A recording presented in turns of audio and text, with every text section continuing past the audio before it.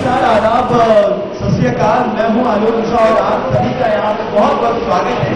आज आप यहाँ पर आए और आप सबका शुक्रिया। बहुत शुक्रिया कुटुंब का। इस सोच में एक नई सोच हमारी जुड़ रही है, वो है एनटी। जी हाँ, जैसे हैं आप वैसे हैं हम। बहुत सारा एंटरटेनमेंट होने वाला है इस चैनल में, लेकिन जो आज जिसके लिए आज हम यहाँ पर आए हैं उसका नाम है रजिया सुल्तान। इतिहास के पन्नों में एक कहानी को हमने अब तक पढ़ा है, जिसे आप छोटे पर्दे पर देख पाएंगे। ज्यादा ना बोलते हुए चलिए आपको दिखाते हैं इस शो की एक खास झलक।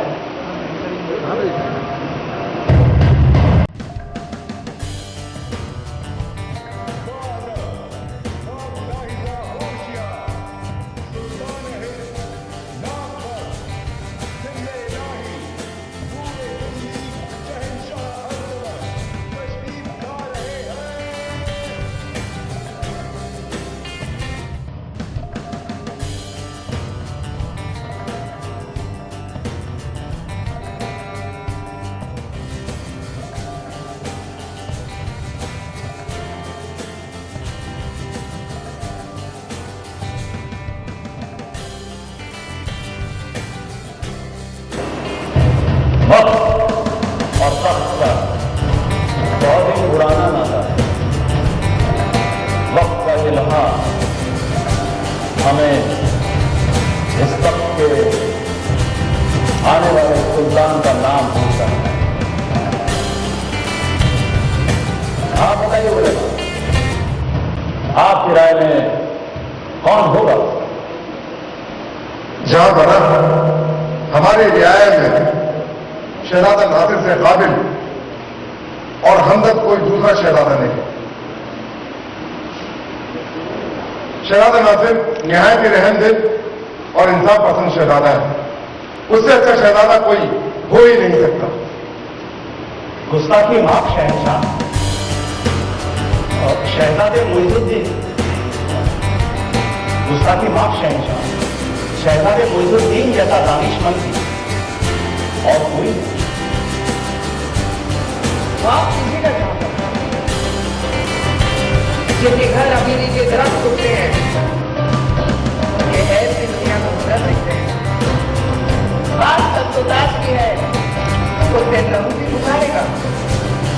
और हमारे बेटे मुइजुद्दीन में आप ही का खून लौटता है जहां पर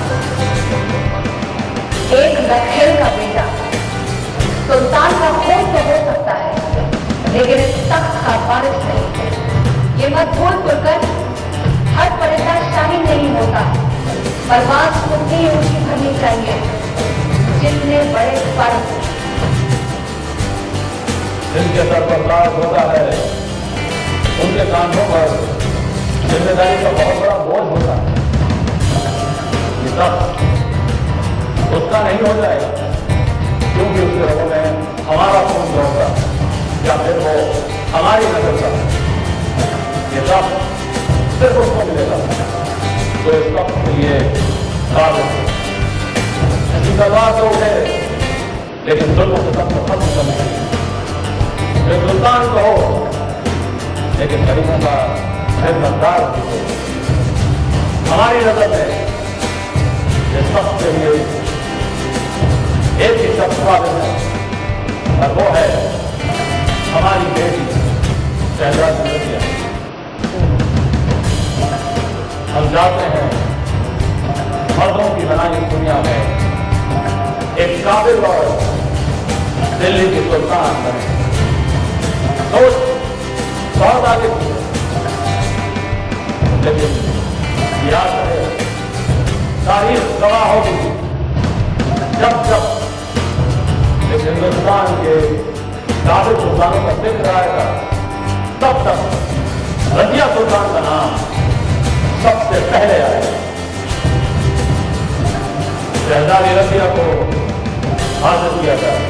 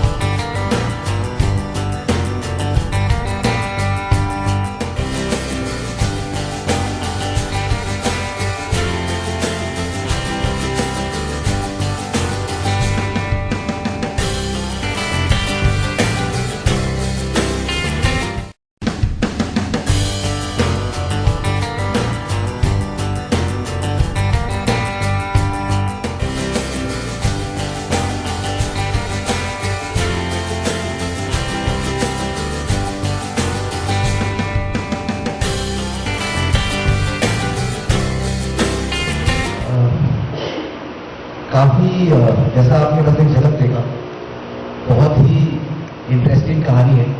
अभी मैं शुरुआत इसकी कहाँ से हुई बताता हूँ। हम लोग महाभारत बना रहे थे इसके पहले और महाभारत खत्म हो रहा था, तो मैं और मेरी वाइफ है गायत्री, वो भी राइटर है। हम लोग साथ में काफ़ी डिस्कशंस करते हैं। हाय हसनैन। हम लोग साथ में काफ़ी डिस्कशंस करते हैं कि क्या करें उसके बाद। तो हमें एक दिन बात करते करते अचानक एक आइडिया स्ट्राइक हुआ। हमें लगा कि एक कहानी रजिया सुल्तान नाम हमें स्ट्राइक हुआ। हम सबने बचपन में इसके बारे में थोड़ा बहुत पढ़ा था। जब हम उसके बारे में पढ़ना स्टार्ट किया तो हमें लगा कि एक ऐसे जमाने में जो कि स्लेव डिनेस्टी, ये कहानी उस टाइप की है जब टर्क्स यानी तुर्कानी लोग इंडिया से गए थे। उसके बाद एक स्लेव डिनेस्टी थी। ऐसा कोई लीनिएज नहीं था, ऐसा कोई जैसे हम बोलते हैं डिनेस्टी रूल नहीं थी। एक ऐसा माहौल था जहां पर जिसके पास भी ताकत है वो शहंशाह बन सकता है। वैसे ही कुतुबुद्दीन ऐबक, जिसके नाम पे हम जानते हैं कि कुतुब मीनार अभी भी दिल्ली में खड़ा हुआ है, एंड उनके उसने एक स्लेव वो खुद थे और वहां से एक लीनिएज स्टार्ट हुआ। लीनिएज नहीं कहूंगा मैं, आई थिंक सुल्तान अल्तमश ने ये चीज अभी बहुत क्लियरली कही कि लाइफ में जरूरी नहीं है कि आप किसके बेटे हो या क्या लीनिएज आता है, कि जो कैपेबिलिटी होती है उसके बेसिस पे ही नेक्स्ट रूलर बनना चाहिए। ये जो थॉट था अल्तमश का और रजिया का, most importantly because Razia Sultan एक ऐसी कैरेक्टर थी। इन्होंने बोला रजिया सुल्तान, एक्चुअली औरतों को उस समय सुल्ताना कहा जाता था। औरतों का तो कोई वजूद ही नहीं था, वो तो घोड़ों की वैल्यू ज्यादा थी। एक घोड़े के दाम पे आपको 10-15 औरतें मिल जाती, इस तरह का एक वर्ल्ड था। उस समय पे एक लड़की अगर खड़े होकर बोलती है कि हम अपने आवाम के लिए खड़े होकर मैं अपने आप को सुल्ताना नहीं सुल्तान कहूंगी, और अपने ही खुद के पिताजियों को इवेंचुअली सुल्तान बनाते हैं या रास्ता दिखाते हैं जिसपे वो चलती है, तो काफी इंस्पायरिंग टेल है। काफी एक कहानी है जो आज के लोगों को भी काफी इंस्पायर करेगी। तो इस थॉट पे ही इसकी जर्नी स्टार्ट हुई। चलिए बहुत बहुत तालियां बजा के एक बारी दिखाइए। सर बहुत सारे और भी सवाल हैं, चाहेंगे? हाँ, सवाल और जवाब का सिलसिला आप शुरू करते हैं।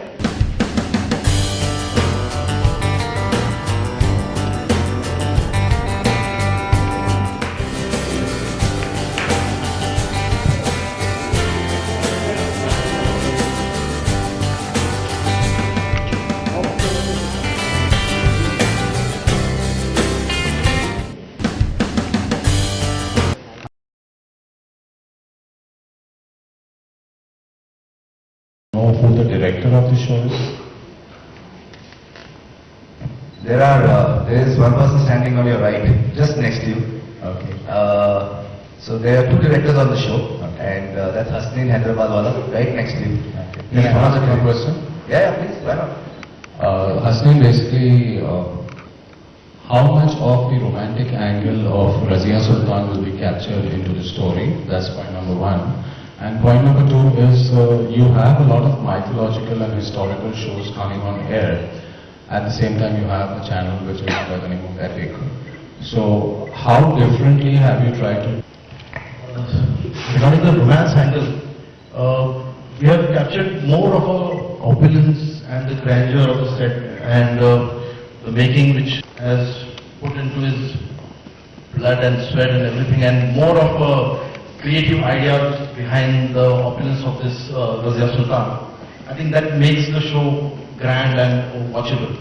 And apart from that, being such a huge set and huge opulence, more of we are trying to shoot it on like a cinemascope format, and which will really stand out in terms of change perception. Are you satisfied with the answer? Basically, see, I am looking at it is more about the inspiring tale. What I'm trying to say is that women are not half. Women are not, because at that time in that world, women were treated as half. Even if a girl got up and said, I saw the charm, they would say that the law and order says that two of you have to see to even be accepted. So what's more important is that when we are depicting a world and a story, the Razia's character is something that is very inspiring, and we are more, see the sets and grandeur, the opulence definitely is important because we are transporting viewers into a different world. But what becomes even more critical is how you tell the story. You know, so the telling of the story is the most unique aspect of this series. She's not a girl who's wielding a sword from day one. What you just saw is just an element of the entire series. What we're going to capture is the journey of Razia, because she was the first queen of India, the first queen of Delhi Sultanate, and what we are depicting is the journey of her from a normal girl with dreams in her eyes to becoming a sultan, which she never thought of herself. So the reasons why it happened and what happened that made her choose that path is the journey that we want to depict. Bhavna, since you're doing a fiction show for the first time, how is the experience? You hear me? Yeah. This is my first time in fiction show, and yes, it's been a wonderful experience. I was not that confident when I joined the show, but the whole team, Suraj ji, Seema ji, everyone helped me throughout, and I'm very, very happy and confident now to be a part of this show. And yes, after especially in this show, after Big Boss, you know, you all have seen just recent Big Boss. I'll be playing a Big Boss in Razia Sultan. I'll be playing all the politics. So I am that negative element in the show. So a lot of shades to play, and being a good dancer, I've been offered this role, and I'll be playing the role of a dancer also. So I'll get to do a lot of things apart from acting. Talented रहेंगे role आपके लिए? I'm sorry, I couldn't hear you. काफी preparation करनी पड़ी because जो ये character है, this ages back to the 13th century. तो and this is a character of a princess. तो उस type का poise, that body language. Apart from that, gradually we'll see that she'll become a sultan. So different like aspects to her, like horse riding, sword fighting. Even the way we talk in that Urdu ka lehza. So all those, you know, alongside we've been rehearsing that and practicing that. So those kinds of things have been going on in terms of my preparation for the character. Hema Malini की picture भी आपने देखी थी? हाँ देखी। उसको भी कुछ रेफरेंस के तौर पे यूज किया है इसमें? I'm sorry? उसको भी रेफरेंस के तौर पे आपने कुछ यूज किया है इसमें? Definitely, I think the one good thing about that picture is the songs. So mostly on set I'm usually humming those songs. It's a great relief, and definitely look up to her for everything that she's done in that movie. So yes, drawing a lot of influences from there also. मैं ये जानना चाहता हूँ, अभी तक कई ऐतिहासिक serial बने हैं, तो इसमें क्या ऐसा नया लुक लेकर आएंगे जो लोगों को पसंद होगा? सॉरी, मैं आप लोग स्त्रियों को पसंद करें। देखिए, अभी भी हम एज काम करते हैं, जब भी किसी तरह की कहानी हम कहते हैं, सबसे पहले तो ये जो क्वेश्चन आप बोल रहे हैं वो हम खुद सोचते हैं कि हम ये कहानी क्यों कर रहे हैं और इसमें हम लोगों को नया क्या देंगे। तो जिस तरह के आपने महाभारत शायद देखा होगा, या हमारा कोई भी अलग, महाभारत तो एक माइथोलॉजी है, हमने काफी अलग तरह के शोज बनाए हैं, कहानियां कही हैं, मैं इस तरह से कहूंगा। यहाँ पर जो एक पहली बात तो ये एक हिस्टोरिकल है जो हम लोग दिखा रहे हैं, ये माइथोलॉजी नहीं है। यहाँ पर हम लोग दिखा रहे हैं कि एक ऐसा वर्ल्ड जो स्लेव डायनेस्टी था, जिस तरह की दुनिया हम दिखाने वाले हैं। जब आप देखेंगे एपिसोड्स तो आप समझेंगे एग्जैक्टली मैं क्या कह रहा हूँ। और कंप्लीटली डिफरेंट है, इसमें कुछ भी ऐसा नहीं है जो आज तक आपने टीवी पे देखा है। इसमें जिस तरह की माहौल, जिस तरह के कैरेक्टर्स, जिस तरह की दुनिया हम दिखा रहे हैं, जिस तरह के ये सेट्स और विजुअल्स पे आप बैठे हैं, कॉस्ट्यूम्स जो पहने हैं, हमारी टीम ने, श्वेता भी यही बैठी है जिन्होंने किया है कॉस्ट्यूम्स, जिस तरह का मेहनत किया है सबने, हमारा सबसे पहली चीज यही रहती है कि हम वो ना बनाए जो हम कर चुके हैं, क्योंकि उसमें कोई मतलब ही नहीं है वही करने का जो आप ऑलरेडी कर चुके हैं। तो इसमें बहुत सारे एस्पेक्ट्स हैं राइटिंग वाइज। तो कैरेक्टर और रजिया जिस तरह से वर्ल्ड दिखा रहे हैं, each and every character, where Altamash, you know, Turkan, Shamshad Begum, Qutub Begum, mister Dean, he is very, let's give him a chair. Let's give him a chair. Is it there? Sit there. तो हर एक एस्पेक्ट लेकर आ रहे हैं। स्पेसिफिकली पूछिएगा तो हम ओवरऑल एक कंप्लीट पैकेज होता है, इट्स नॉट जस्ट ओनली एक एस्पेक्ट जो इस चीज को अलग बनाती है। तो ओवरऑल प्रेजेंटेशन ही डिफरेंट लगेगा आपको. My question is all the beautiful ladies sitting over here. मैं ये जानना चाहता हूँ कि like all this heavy jewelry and this makeup. Shweta आप बताएंगे इन लोग कितने देर में रेडी होते हैं? ये तो प्रोडक्शन टीम से पूछना चाहिए सवाल आपको. We time ourselves accordingly and we are well prepared for it. So once you have your look test and once you are comfortable with the costume, then there's no such problem. We are very much on time. I think her commitment levels are easy. She had a build, she had her poise, and her personality was such that she looked like a warrior. And like you rightly said, that this is the making of a small young girl into a sultan.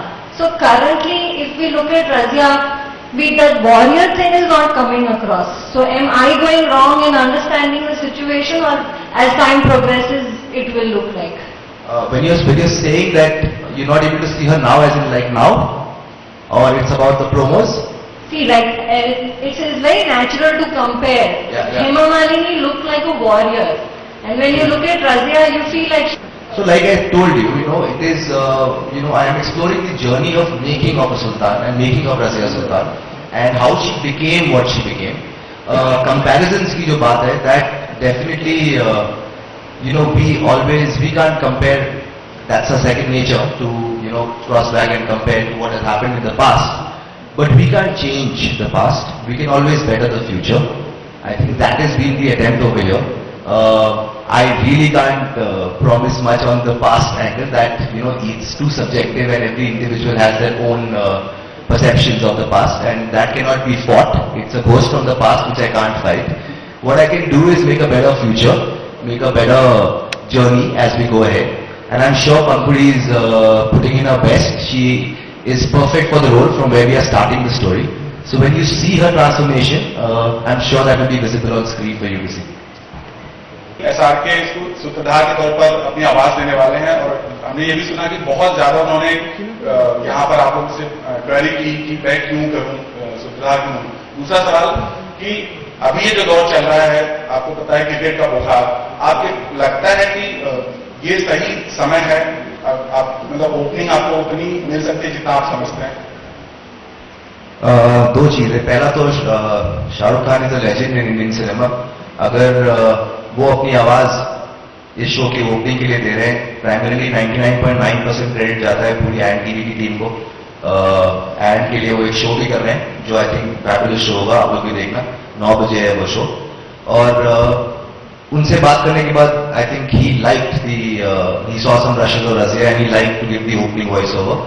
So I think it's very nice and it's positive, when such great actors who are, liking something and they are giving their voice to something that when they see the content, they like it and they give it, or to the relation with the channel, they do it.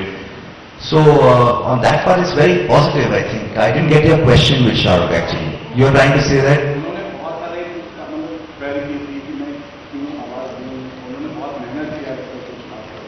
अब शाहरुख खान इंसान ही ऐसे कि हर चीज में मेहनत करते हैं, तो इसमें भी किया ही होगा उन्होंने मेहनत. तो वो तो उनका सेकंड नेचर है. आई थिंक वो अच्छी बात है. कोई भी चीज के लिए अगर आप कुछ करें, उसके पहले अगर आप सोचें कि मैं क्यों कर रहा हूँ, उसको बेटर कैसे कर सकता हूँ, उससे काम ही बेटर बनता है.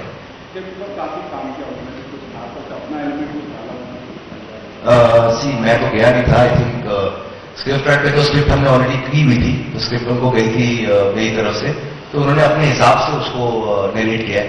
I think with his voice, obviously हर इंसान की अपनी टैलेंट होती है, अपना एक जो हर एक्टर लेके आता है, हर वॉइस लेकर आती है. क्योंकि हम जिस तरह से भी कैरेक्टर को लेके इवेंचुअली एक्टर्स होते हैं जो उसको डिपिक्ट करते हैं स्क्रीन पे, तो उनका अपना स्टाइल है. जिस तरह से उन्होंने किया वो अच्छी है. सेकेंड क्वेश्चन आपका था वॉज टाइमिंग के बारे में. देखिए अभी 2 क्रिकेट वर्ल्ड कप तो अभी चल रहा है, इसमें हम लोग लॉन्च करेंगे, पर वर्ल्ड कप की टाइमिंग ऑस्ट्रेलिया में है, लकीली इंडिया में है नहीं. और आई थिंक शाम को 6 बजे तक शायद मैचेस खत्म हो जाते हैं. एंड मोर इम्पोर्टेंटली ये एक स्ट्रेटेजिक कॉल होता है कि किस टाइम पे लॉन्च कर रहे हैं and what will be the right time. Exams खत्म हो गए, बहुत सारे एस्पेक्ट्स होते हैं डिसीजन लेने के पीछे कि किस टाइम पे शो लॉन्च किया जाए. पर मोस्ट इम्पोर्टेंटली आउटकम का सोच के काम करना ना थोड़ा मुझे और लगता है लाइफ में. आप अपना काम कर रहे हो, आप अच्छे से करो, अगर ऑडियंस को देखना होगा तो वो देखेंगे। अगर हम ये सोचेंगे कि देख के मुझे क्या मिला इन रिटर्न, वो तो आउटकम तो एनीवे हमारे हाथ में नहीं है कि क्या होने वाला है। तो मुझे लगता है कि हम अपना काम अच्छे से कर सकते हैं and we can make a product and hope and wish that viewers like it. और बाकी प्रमोशंस के थ्रू से उनको रीच आउट करना है timing wise, I don't think there is a problem at all, because world cup के matches are not clashing with the launch of the channel. तभी हमारा ये शो सोमवार से शुरुआत 7:30 बजे एंड टीवी पर, क्योंकि जैसे हैं आप वैसे हैं हम। एक बार जोरदार तालियां सभी कास्ट के लिए।